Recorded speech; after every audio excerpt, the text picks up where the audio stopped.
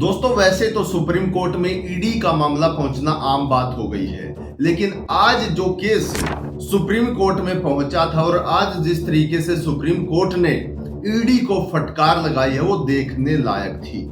मैं बात कर रहा हूं एक ऐसे केस की जिसमें आरोपी ने ईडी से कुछ दस्तावेज मांगे अपने आप को ठीक साबित करने के लिए, लेकिन ईडी ने दस्तावेज नहीं दिए।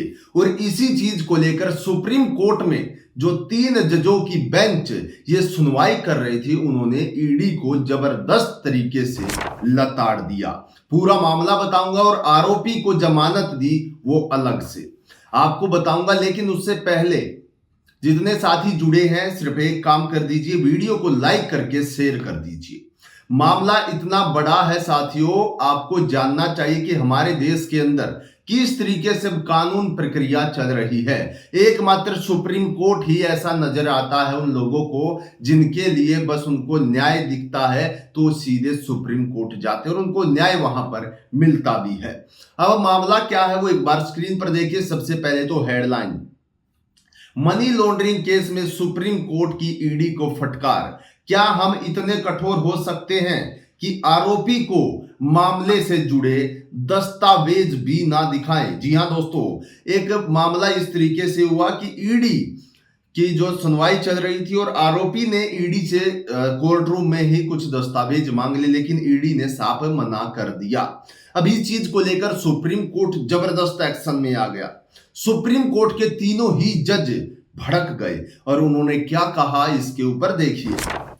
बेंच ने ईडी से पूछा, एजेंसी आरोपी को जांच के दौरान जब्त किए गए दस्तावेज नहीं दे रही है, क्या ऐसा होना आरोपी के जीवन और व्यक्तिगत स्वतंत्रता के मौलिक अधिकारों का उल्लंघन नहीं है? ऐसे बहुत ही गंभीर मामले हैं जिनमें जमानत दी जाती है, लेकिन आजकल मजिस्ट्रेट के केसों में लोगों को जमानत नहीं मिल रही है। सुप्रीम कोर्ट ने यह कहा कि बहुत सारे ऐसे गंभीर मामले जिनमें जमानत मिल जाती है, गंभीर आरोप हैं, लेकिन आजकल तो ऐसा चल रहा है कि जो मनी लॉन्ड्रिंग के केस हैं उनमें ही लोगों को जमानत नहीं मिल रही है। और इस चीज को लेकर काफी जजों ने, जो जजों की बीच पीठ थी, उसने चिंता जताई और ईडी को फटकार भी लगाई कि आपको, अगर आप ऐसा कर रहे हो तो उसके आप स्वतंत्रता या जीवन का जो अधिकार है आप उसका उल्लंघन तो नहीं कर रहे हो, आप उससे उसके अधिकार तो नहीं छीन रहे हो। आपको दस्तावेज दिखाने चाहिए अगर वो आप अपने आप को ठीक साबित करना चाहता है तो। और भरे कोर्ट रूम में ये नजारा देखने लायक था। उसके बाद क्या होता है एक बार स्क्रीन पर देखिए। जस्टिस ओका कहते कि समय बदल रहा है, हम और दूसरी तरफ से वकील दोनों का उद्देश्य न्याय करना है। क्या हम इतने कठोर हो जाएंगे कि एक व्यक्ति जो केस का सामना कर रहा है लेकिन हम जाकर कहते हैं कि दस्तावेज सुरक्षित हैं? क्या यह न्याय होगा? ऐसे बहुत ही गंभीर मामले हैं जिनमें जमानत दी जाती है, लेकिन आजकल मजिस्ट्रेट के मामलों में लोगों को जमानत नहीं मिल रही है। समय बदल रहा है, क्या हम इस पीठ के रूप में इतने कठोर हो सकते हैं? सुप्रीम कोर्ट ने कहा कि इतने कठोर तो हम नहीं हो सकते। यदि कोई आरोपी जिस पर अभी तक आरोप सिद्ध नहीं हुए हैं, मामला हमारे अधीन चल रहा है, अगर वो अपनी बेगुनाही के लिए कुछ जब्त किए गए कागजों में से, दस्तावेजों में से कुछ मांगता है कोर्ट को दिखाने के लिए, तो आपको देने चाहिए।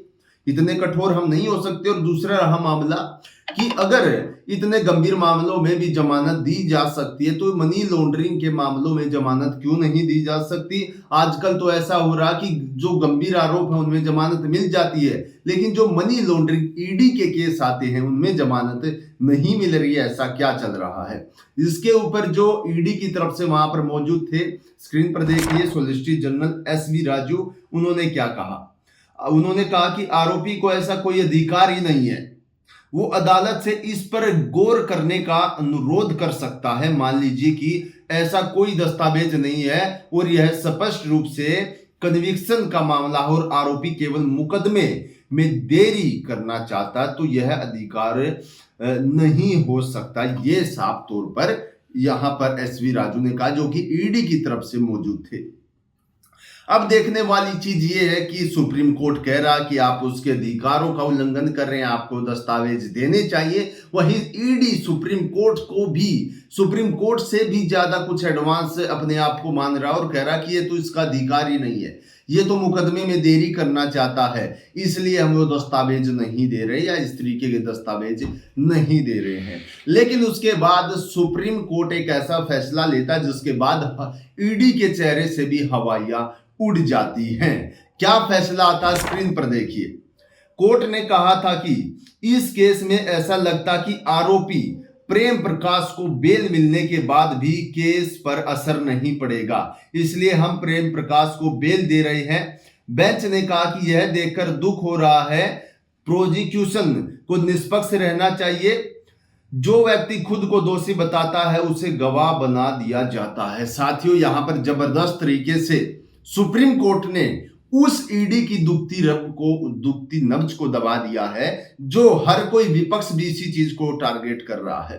उन्होंने कहा कि हम जमानत तो देंगे ही देंगे, साथ में आप ये क्या कर रहे हैं कि किसी आरोप में कोई आरोपी पकड़ा जाता है और वो सरकारी गवाह बना दिया जाता है। भाई उसने आरोप भी किया है और वो सरकारी गवाह बन गया तो वो बेदाग हो गया, जिसको वो कहेगा उसी को उठा लिया जाएगा। खुद को बचने के लिए, खुद की सजा कम करने के लिए वो किसी को भी अगर नाम ले देगा तो उसको भी उठा लिया जाएगा। इस चीज पर भी सुप्रीम कोर्ट ने गहरी टिप्पणी की और इसी मामले को ध्यान में रखते हुए आपने देखा होगा शराब आबकारी मामला देख लीजिए, इसी प्रकार की गिरफ्तारियां चल रही हैं। कोई ठोस सबूत नहीं है ईडी के पास, किसी प्रकार के कोई पुख्ता सबूत नहीं अब तक सुप्रीम कोर्ट में पेश कर पाए हैं, लेकिन गवाहों ने सब कुछ नचा कर रख दिया है। गवाह बना लिए गए वही आरोपी जो आबकारी मामले में गिरफ्तार किए गए और उन्हीं आरोपियों के बयानों के आधार पर न जाने कई गिरफ्तारियां हो गई और बयानों पर अभी भी केस चल रहा, अभी भी गिरफ्तारियां होने लग रही हैं। तो ये जो मामला चल रहा है, इस प्रकार का जो मामला चल रहा है, इस पर सुप्रीम कोर्ट की गहरी नजर है। सरकार ये ना सोचे कि सुप्रीम कोर्ट को कुछ पता नहीं है, सब चीजें देखता सुप्रीम कोर्ट, एक एक चीज पर सुप्रीम कोर्ट की नजर रहती है।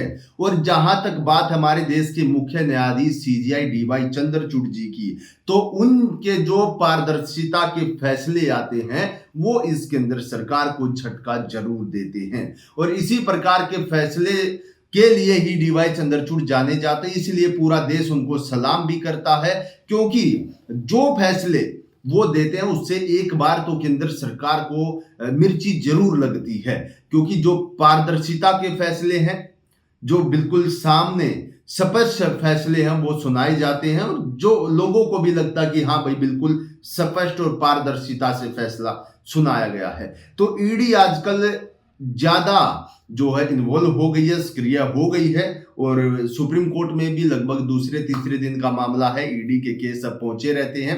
सुप्रीम कोर्ट लगातार फटकार भी लगा चुका है पीएमएलए के अंतर्गत जो इनकी शक्तियां आती है उनको भी एक बार विचार के कि उन पर भी विचार करेंगे, ये भी सुप्रीम कोर्ट कह चुका है। खैर अब जिस दिन होगा। अभी फिलहाल की जो खबर थी उसमें ईडी को सीधा कर दिया गया सुप्रीम कोर्ट के द्वारा, किस तरीके से फटकार लगाई गई है वो आपने देख लिया। ये था पूरा मामला जो मैं आपको बताना चाहता था, जो खबर निकल कर आ रही थी। इसके बारे में आपकी क्या राय है कमेंट बॉक्स में जरूर बताइएगा और हम आपके साथ जुड़ते रहेंगे बड़ी खबरें लेकर, हर एक वो बड़ी खबरें लेकर जो आपको जानना चाहिए, पता होना चाहिए इस देश के जिम्मेदार नागरिक होने के नाते। आज की वीडियो में इतना ही, फिर मिलते बड़ी खबर को लेकर, तब तक के लिए नमस्कार, जय हिंद।